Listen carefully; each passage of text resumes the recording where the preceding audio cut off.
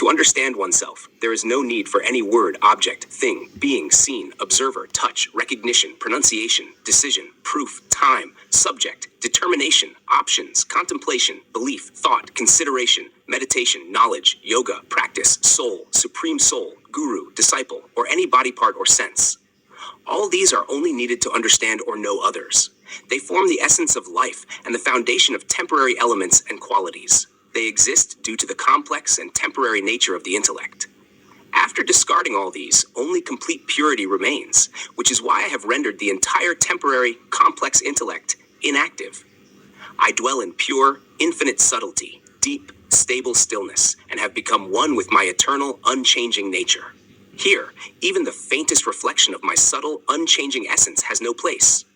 It is from this mere reflection of mine that the entire, infinite, vast physical universe emerges, which permeates every particle and resides in the heart of every being, limited only to the awareness of breath.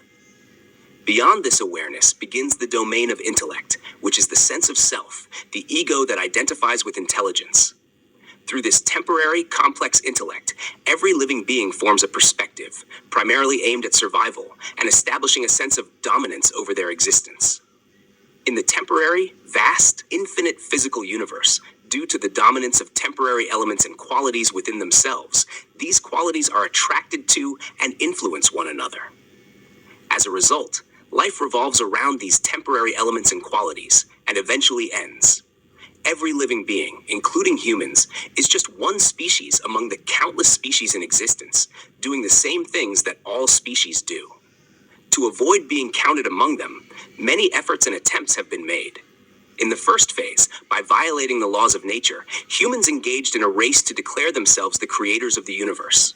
They devised traps of conspiracies, tricks, deceit, fraud, and hypocrisy to establish their dominance over the simpler members of their own species. Since their inception, they have been preoccupied with these schemes, visible in their actions and invisible in their belief in mystical, unseen realms. The soul, supreme soul, devotion, faith, trust, belief, reverence, and love. These imaginary concepts have been given shape to establish themselves, and they have continued with this pursuit. The thought of ending their existence is something they cannot even fathom. How can one, who has been engaged in preserving existence for ages and lifetimes, accept the eternal truth so quickly? How can they clarify themselves with logic, facts, and principles when they have been accustomed for eons to considering themselves and the entire temporary, infinite, vast material world as permanent? I am reality.